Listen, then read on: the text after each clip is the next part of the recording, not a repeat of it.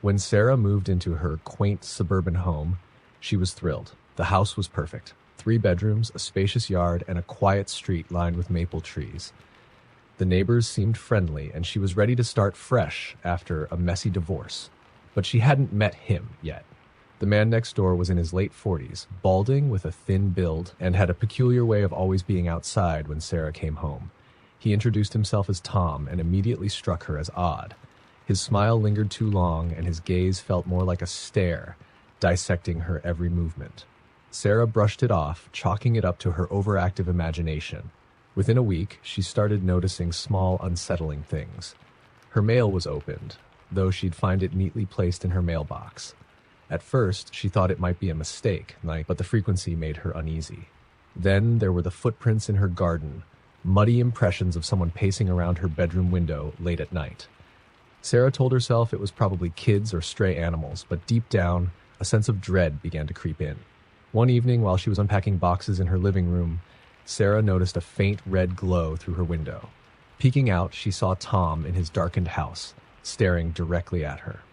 He was holding what appeared to be a cigarette, the ember casting an eerie light on his face. Startled, she closed her curtains and turned off the lights, her heart pounding. She didn't sleep well that night. The next morning, a small package sat on her doorstep. It contained an antique locket with no note or explanation. She had no idea who had left it, but something about it felt wrong, like it had a history of sorrow. She decided to ignore it and went about her day. But later, as she passed Tom's house, she noticed something strange. In his window, he had placed a mannequin. It wore a wig that eerily matched her hair and was dressed in an outfit similar to one she had worn earlier that week. Sarah's unease turned into full-blown terror when she came home late from work one night. As she fumbled for her keys, she heard a faint tapping sound. Turning slowly, she saw Tom standing in the shadows of her porch, grinning. "You dropped this," he said, holding up her scarf. She didn't recall dropping it, nor had she even worn it that day. Her mind raced as she mumbled a thank you and rushed inside, locking every door and window. That night, Sarah woke to the sound of her back door creaking open. Her breath caught in her throat as she reached for her phone. Before she could dial 911, she heard the unmistakable sound of footsteps inside her home. Frozen with fear, she hid in her closet, her heart pounding like a drum. The footsteps grew louder, closer, until they stopped just outside her bedroom door. She could hear his breathing, ragged and heavy. Summoning every ounce of courage, she hit the emergency dial on her phone and whispered to the dispatcher what was happening. The operator told her to stay on the line and keep quiet. Minutes felt like hours until she heard the distant sound of sirens. As the flashing red and blue lights illuminated her room, the footsteps retreated. By the time the police entered, Tom was gone. They found evidence that someone had been inside. A muddy footprint near the back door and a small pocket knife left on the kitchen counter. Tom denied everything, claiming he had been asleep and knew nothing about it. Without solid evidence, the police couldn't do much. But Sarah knew the truth. She couldn't live like that anymore. She moved out a week later, leaving behind the house she had once loved. To this day, she feels his eyes on her, even miles away. Sometimes when she's alone at night, she swears she hears that faint tapping sound again, as if Tom has followed her. Story number 2. When Mia and her husband, Eric, bought their dream home in a small wooded town, they were ecstatic. The house sat on a quiet street at the edge of the forest, where they hoped to start a family. Their nearest neighbor, an older man named Mr. Grayson, lived across the street in a dilapidated house with overgrown weeds and broken shutters. He rarely came outside, but when he did, Mia noticed he often watched them for far too long, standing motionless in his yard. At first, they laughed it off. "He's just the eccentric old guy in the neighborhood," Eric said, brushing it aside. But Mia couldn't shake the way Mr. Grayson's pale blue eyes lingered on her, his expression blank yet somehow piercing. A few weeks after moving in, Mia found a small bundle of twigs tied with string on their doorstep. It seemed like an odd, innocent prank, perhaps from kids in the neighborhood. But the next morning, she found another bundle, this one placed directly under their bedroom window. Feeling unnerved, Mia showed Eric, who suggested installing a security camera. The camera caught nothing for the next few days, and Mia began to feel foolish for worrying. But then the recordings started to reveal something chilling. Every night, at precisely 3 a.m., the camera captured a figure lurking just beyond the edge of their yard. The grainy footage showed a man standing eerily still, staring at their house. He never stepped closer, but he didn't leave until dawn. Eric was convinced it was Mr. Grayson, but without clear evidence, they couldn't confront him. Instead, they set up additional cameras and contacted the police, who promised to increase patrols in the area. One evening, Mia was home alone while Eric worked late. As she curled up on the couch, the power suddenly went out, plunging the house into darkness. Panic set in as she realized her phone was upstairs charging. Grabbing a flashlight, she crept through the house, her footsteps echoing in the silence. As she approached the stairs, she heard it, a faint scraping sound coming from the back door. She froze, her breath hitching. The sound grew louder, more deliberate. Mia shined the flashlight toward the door, and for a brief moment, she saw it. A hand pressed against the glass, fingers pale and thin. She bolted upstairs, locking herself in the bedroom and grabbing her phone. Her trembling fingers dialed 911 as she whispered to the dispatcher about the intruder. Moments later, she heard heavy footsteps on the porch, followed by the sound of the doorknob rattling. The police arrived within minutes, their flashing lights illuminating the yard. But by the time they searched the property, the intruder was gone. The only evidence left behind was a series of deep scratches on the back door, as if someone had been trying to claw their way inside. The officers knocked on Mr. Grayson's door to question him, but no one answered. A search of his property revealed nothing suspicious, but Mia and Eric remained convinced he was involved. The final straw came a week later when Mia woke in the middle of the night to the sound of faint whispering. At first, she thought it was a dream, but the voice grew louder, more insistent. Mia, it hissed, sending shivers down her spine. She nudged Eric awake, but the voice stopped before he could hear it. They decided to leave. As they packed up their belongings, Mia found one last disturbing clue, a bundle of twigs hidden under their bed, tied with the same string as before. To this day, Mia doesn't know how it got there. They moved far from the town, 10, leaving the creepy neighbor and the haunting whispers behind.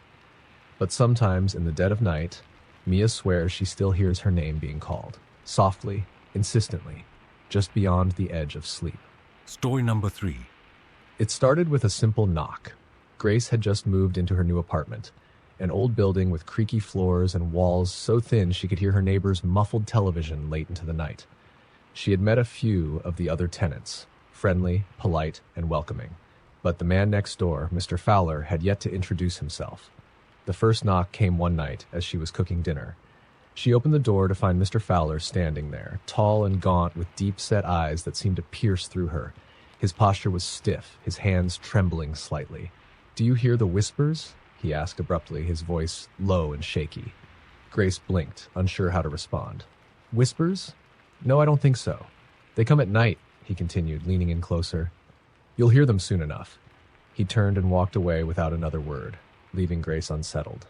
Over the next few days, Grace began noticing odd noises in her apartment. Soft, almost imperceptible murmurs late at night, like distant voices echoing through the walls. At first, she blamed the old pipes, or perhaps a trick of her imagination, but the whispers grew louder.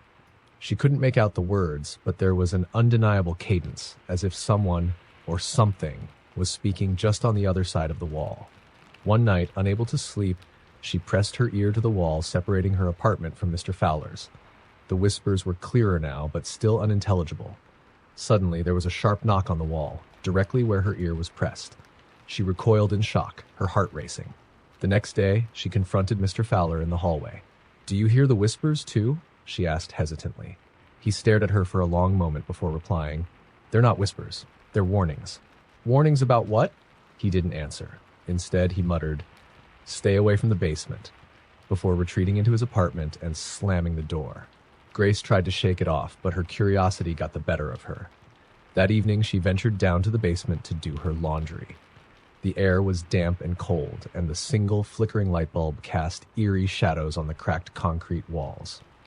As she loaded her clothes into the machine, she noticed something strange. A small, makeshift door tucked away in the corner of the basement, partially hidden behind old furniture. It was padlocked, but the lock was rusted and weak. Grace hesitated, her pulse quickening.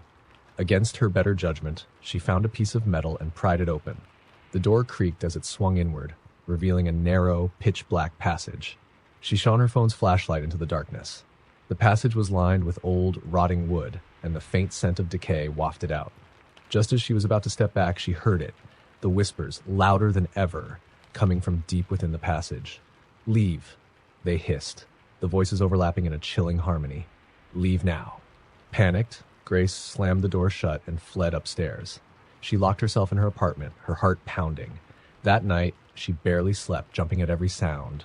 The next morning, she decided she couldn't stay. As she packed her things, she heard a commotion in the hallway. She opened her door to see paramedics wheeling out a stretcher. On it was Mr. Fowler, his face pale and lifeless. She later learned from the landlord that Mr. Fowler had been found in his apartment, sitting upright in a chair. His eyes were wide open, his mouth frozen in a silent scream.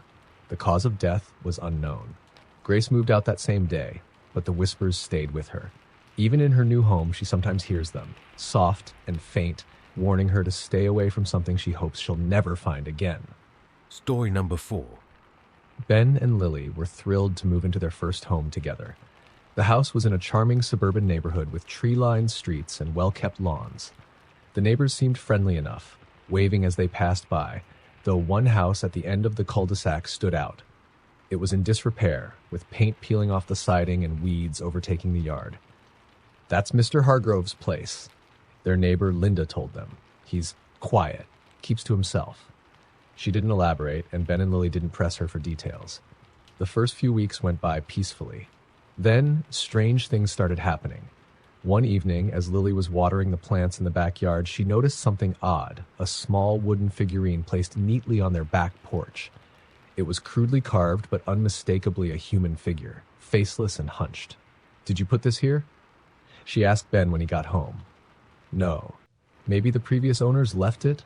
They dismissed it as harmless, but the next morning, there was another figurine on the porch, slightly larger than the first. It was leaning forward, as if peering through a window. Lily felt a chill creep up her spine. "This isn't normal, Ben." That night, as they lay in bed, they were startled awake by a faint scraping noise outside. Ben grabbed a flashlight and cautiously opened the back door. The yard was empty, but as the beam of light swept over the porch, they saw it. A third figurine. This one was much larger, standing upright with its arms extended toward the house. The next day, they installed motion sensor lights and cameras. Ben checked the footage obsessively, but the cameras never seemed to catch anything unusual. Still, the figurines kept appearing, each one more detailed and menacing than the last. One night, as Lily was closing the curtains in the living room, she froze. Across the street, in the shadows of Mr. Hargrove's overgrown yard, she saw him. He was standing perfectly still, his pale face illuminated by the faint glow of a street lamp. "Ben, come here," she whispered urgently. By the time Ben joined her, Mr. Hargrove was gone. The next morning, they decided to confront him. They walked up to his house, but before they could knock, the door creaked open. The inside was dark, the air heavy with the smell of mildew. "Mr. Hargrove?" Ben called out. No response. As they turned to leave, a raspy voice spoke from the shadows. "You should leave, before it finds you." They spun around, but no one was there. That night, the motion sensor lights flicked on around 3 a.m. Ben checked the cameras and froze. The screen showed a tall, shadowy figure standing in their yard, holding a large figurine. Its head was tilted unnaturally, as if it were staring directly into the camera. Ben bolted outside with a baseball bat, but the yard was empty. The figurine, however, was real. It was nearly as tall as Lily, its arms outstretched toward the house, its carved face now grotesquely detailed with hollow eyes and a twisted grin. They called the police, who searched the area but found nothing. The officers warned them to stay vigilant and left, but Ben and Lily knew they were on their own. The final straw came 2 nights later. Lily woke to the sound of heavy breathing. She shook Ben awake, and they both froze as they realized the sound wasn't coming from inside the house. It was coming from their bedroom window. Ben grabbed his bat and flung the curtains open, but no one was there. Instead, they found scratch marks on the glass, deep gouges as if someone or something had been trying to claw their way in. They didn't wait to find out what would happen next. By dawn, they packed their belongings and left the house for good. Months later, Lily saw a news report about their old neighborhood. The headline read, "Mysterious Disappearances Linked to Reclusive Neighbor." The accompanying photo showed Mr. Hargrove's house, now abandoned and condemned. In the window, barely visible, was a shadowy figure holding what looked like a wooden carving. To this day, Ben and Lily wonder if leaving saved them, or if they only postponed the inevitable. Story number 5. Emma had always been a city girl, but after her divorce, she craved quiet. She found a charming little cottage on the outskirts of a small rural town. The house was perfect, quaint, cozy, and bordered by dense woods. Her nearest neighbor, Mr. Radcliffe, lived a mile down the gravel road. She met him on her first day while unloading her car. He was tall, broad-shouldered, and had a weathered face with piercing gray eyes that seemed to hold a constant scowl. "Welcome to the middle of nowhere," he said in a gruff voice, giving her a curt nod. "Thank you," she replied, trying to sound cheerful, though his presence made her uneasy. Over the next few days, Emma settled into her new life. She spent her mornings gardening and her evenings reading by the fireplace. But at night, the isolation became oppressive. The woods, once enchanting, now felt alive, as if they were watching her. It started small, footsteps crunching on gravel late at night, a faint tapping at her windows. At first, she thought it was animals, deer or raccoons, but when she found muddy footprints circling her house one morning, she felt her stomach drop. The next evening, as she was locking up, she saw something in the distance. A figure stood at the edge of the woods, partially obscured by the shadows of the trees. She squinted, her breath catching in her throat. It was Mr. Radcliffe. He wasn't moving, just standing there, staring at her house. Emma locked the door and closed the curtains, her hands trembling. The following day, she decided to confront him. She walked to his house, but when she knocked, there was no answer. She peered through the window and saw that the place was a mess. Dusty furniture, peeling wallpaper, and a strange assortment of animal bones hanging from the ceiling. She stepped back, heart racing. That night, the noises escalated. She woke to the sound of scratching at her front door, followed by a low, guttural growl. Emma froze, clutching her blanket as the sound moved to her bedroom window. She reached for her phone, but there was no signal. Suddenly, the scratching stopped. The silence was deafening. Then, the doorknob rattled. Emma grabbed the fireplace poker and crept downstairs, every creak of the floorboards amplifying her fear. She peeked through the peephole, but saw nothing. Just as she turned away, a loud bang reverberated through the house. She screamed, clutching the poker tighter. In the morning, she found claw marks gouged into the front door. Desperate, she went into town to tell the sheriff. He listened patiently, then sighed. "You said your neighbor's been acting strange?" he asked. "Yes, Mr. Radcliffe," she replied. The sheriff's face darkened. "Ma'am, Mr. Radcliffe died 5 years ago. He hanged himself in his house after his wife went missing. The property's been abandoned ever since." Emma felt the blood drain from her face. "But I talked to him." The sheriff shook his head. "You must be mistaken." Emma didn't sleep that night. The next morning, she packed her things and left the cottage.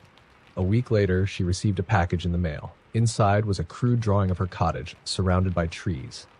In the window of the drawing, a figure stared out, a woman clutching a fireplace poker, her face twisted in terror. The return address was blank. Story number 6. After graduating from college, Darren moved into a small apartment in a quiet neighborhood. The building was old but affordable, and he figured it was the perfect place to focus on his new job and save money. His neighbors seemed friendly enough, except for the man in 3B. Darren noticed him on his first day while hauling boxes up the stairs. The man was standing at the top of the landing, watching him intently. He was middle-aged, with a thin frame and greasy hair that hung over his face. His eyes were sunken, and he didn't say a word as Darren passed by. "Hi," Darren offered, but the man just stared. Over the next few weeks, Darren tried not to think about 3B, though he couldn't help but notice odd things about him. The man rarely left his apartment during the day, but at night, Darren often heard strange sounds from the other side of the thin walls, scratching, muffled thuds, and what sounded like quiet sobbing. One night, Darren was woken by the sound of something heavy being dragged across the floor above him. He looked at the clock, 3:47 a.m. It went on for what felt like an hour. The next morning, Darren ran into Mrs. Kaplan, the elderly woman from 3A. "Does Mr. 3B ever disturb you?" he asked hesitantly. Her expression darkened. "Oh, you don't want to get involved with him. Strange man. Keeps to himself, but I've heard the noises too. Best to leave him be." That evening, Darren returned from work to find a note taped to his door. It was written in shaky handwriting and read, Stay quiet at night. He doesn't like noise. Darren's stomach turned. Was it from 3B? He looked up and saw the door to the man's apartment slightly ajar, but no one was inside. That night, Darren tried to ignore the sounds, but they seemed louder than ever, scraping, dragging, and faint whispers. Unable to sleep, he finally banged on the ceiling with a broom. The noises stopped abruptly. Moments later, there was a knock at his door. Darren froze, his heart pounding. He crept to the peephole and saw no one. Another knock, louder this time. "Who's there?" he called out. No answer. Gathering his courage, Darren opened the door a crack. The hallway was empty, but on the floor lay a dead rat, its neck twisted at an unnatural angle. The next day, Darren went to the building manager. "Have you ever had complaints about 3B? The manager gave him a puzzled look. "There's no one in 3B. That unit's been empty for months." Darren's blood ran cold. "No, I've seen him. I've heard him." The manager shrugged. "You must be mistaken. I've got the keys if you want to look." Together, they went to 3B. The manager unlocked the door, and Darren stepped inside. The apartment was dark and smelled of rot. The furniture was covered in dust, and the windows were boarded up. In the corner of the living room was a pile of old newspapers and a single chair facing the wall. On the wall were deep scratches, as if someone had clawed at it for years.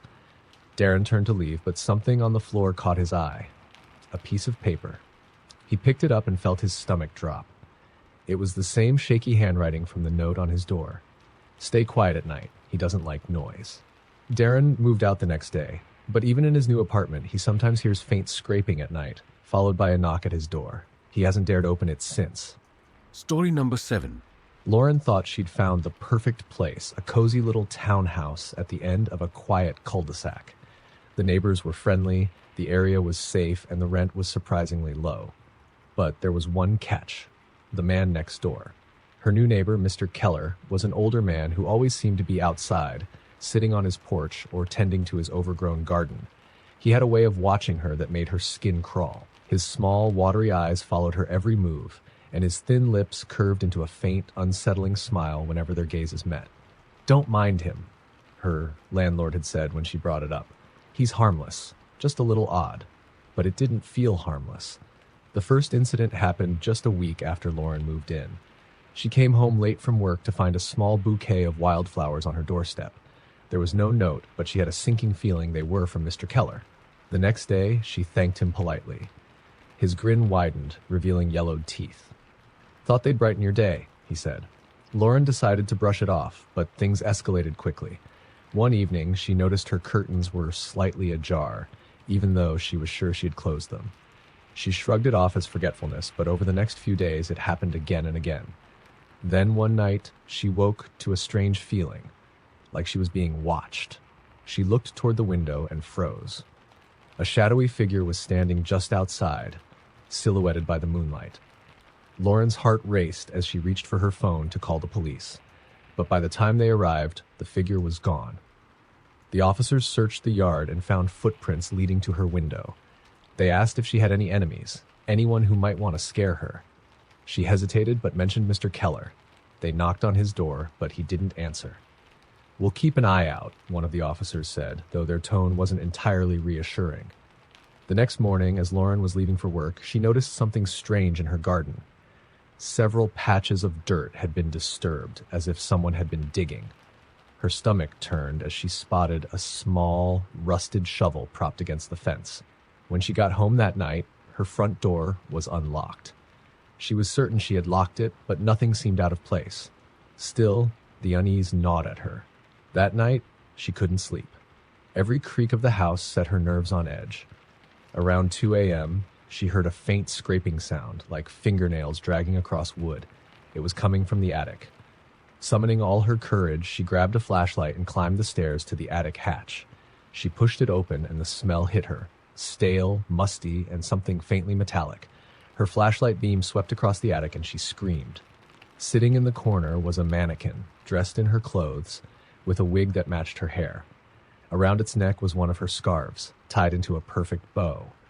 Pinned to the mannequin's chest was a note, "Beautiful, just like you." Lauren fled the house and called the police. This time, they took her seriously. They searched Mr. Keller's home and found a hidden room in his basement filled with photographs of Lauren, taken through her windows at the grocery store, even from inside her house. Mr. Keller was arrested, but the images haunted Lauren for months. She moved to a new city, far away, but she still double-checks every lock and keeps her curtains tightly drawn. Sometimes, though, she catches the faint scent of wildflowers and wonders if he ever truly stopped watching. Story number 8. Samantha had just moved into her first home, a quaint fixer-upper on a quiet suburban street. It was her dream to restore it to its former charm, and the neighborhood seemed perfect, peaceful, with friendly neighbors who waved as they walked their dogs or mowed their lawns. All except for Mr. Langley. He lived directly across the street, an older man with a permanent scowl and a limp that made his movements slow and deliberate. Samantha rarely saw him outside during the day, but at night she would sometimes catch a glimpse of him standing at his window, staring at her house. At first, she thought nothing of it. Everyone has their quirks, right? But then, the incident started. One evening, as Samantha was unpacking boxes in her living room, she heard a loud knock at the front door. Startled, she opened it to find no one there. Lying on the porch was an old photograph in black and white. It showed a little girl standing in front of Samantha's house, smiling. She turned it over and found scrawled handwriting on the back. She was beautiful, wasn't she? Her stomach churned. Samantha had no idea who had left it, but something about it felt deeply wrong. The next morning, she asked her next-door neighbor, Mrs. Henson, about Mr. Langley. "Oh, you don't want to get involved with him," Mrs. Henson warned. "He's lived here forever, but folks say he's peculiar. Just keep your distance." Over the next few nights, Samantha couldn't shake the feeling of being watched. She would close her curtains, only to notice a faint shadow move past her window. Then one night, she woke up to a faint tapping noise. At first, she thought it was a branch brushing against the house, but when it persisted, she got up to investigate.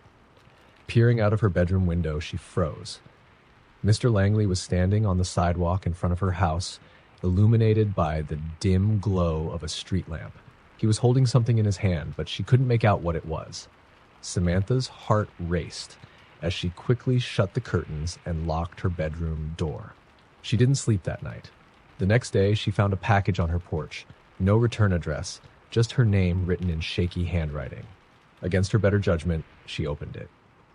Inside was a small wooden box containing a lock of blonde hair and a tarnished locket. She called the police, but there wasn't much they could do. The officers told her it could be an old prank or a misunderstanding, but Samantha knew it was something more sinister. That night, she decided to confront Mr. Langley. Summoning her courage, she walked across the street and knocked on his door. To her surprise, the door creaked open. The house was dark, with a stale, musty smell wafting out. "Mr. Langley?" she called. No response. She stepped inside, the wooden floorboards groaning under her weight. The walls were lined with old photographs, all of young women who bore an eerie resemblance to her. Then she saw it. On a small table in the corner was a framed photograph of her, taken from outside her window. Samantha's breath hitched as she turned to leave, but the door slammed shut. A voice came from the shadows. "She looks just like her," it rasped. She ran, tripping over the threshold and scrambling back to her house. She locked every door and window, her hands shaking uncontrollably. The next morning, Mr. Langley's house was empty. No sign of him, no furniture, not even the photographs she'd seen the night before. It was as if he'd vanished. But Samantha knew better. She moved out a week later, unable to shake the feeling that she was still being watched. Even now, in her new home miles away, she sometimes finds old photographs left on her doorstep, always of her, always taken from just beyond the window. Story number 9. Jenny had always dreamed of living in the countryside, so when she found a charming farmhouse for rent at an unbelievably low price, she couldn't resist. It was surrounded by sprawling fields and distant woods, with the only nearby residence being an old, dilapidated house across the dirt road. Her new neighbor, Mr. Folsom, was an odd man. He rarely spoke, but would nod stiffly whenever their paths crossed. He had deep-set eyes, a sunken face, and an aura of discomfort that seemed to cling to him like a shadow. Jenny didn't think much of it. After all, rural life wasn't for everyone. But her perception of Mr. Folsom changed one night when she couldn't sleep. Around 2 a.m., Jenny got up to get a glass of water. As she stood at the kitchen sink, she noticed a faint glow coming from Mr. Folsom's house. Curious, she turned off her kitchen light to see better. Through his window, she saw him sitting at a table, his face illuminated by the flicker of a single candle. He wasn't alone. Seated around him were mannequins, half a dozen of them, dressed in old, tattered clothing. Some were missing limbs, others had cracked faces, but all were positioned as if engaged in lively conversation. Mr. Folsom was gesturing animatedly, nodding and laughing as though they were his closest friends. Jenny's stomach churned, but she told herself it was harmless, a lonely man with an eccentric hobby. She went back to bed, trying to shake the image from her mind. The next day, she noticed something odd in her yard. A single footprint in the soft dirt near her back door. It was too large to be hers, and she couldn't imagine who else would have been there. That night, the strange noises began. A faint creaking, as if floorboards were bending under weight, and the sound of soft shuffling. Jenny lay frozen in bed, clutching her phone, too afraid to investigate. In the morning, she found her front door slightly ajar, though she was certain she had locked it.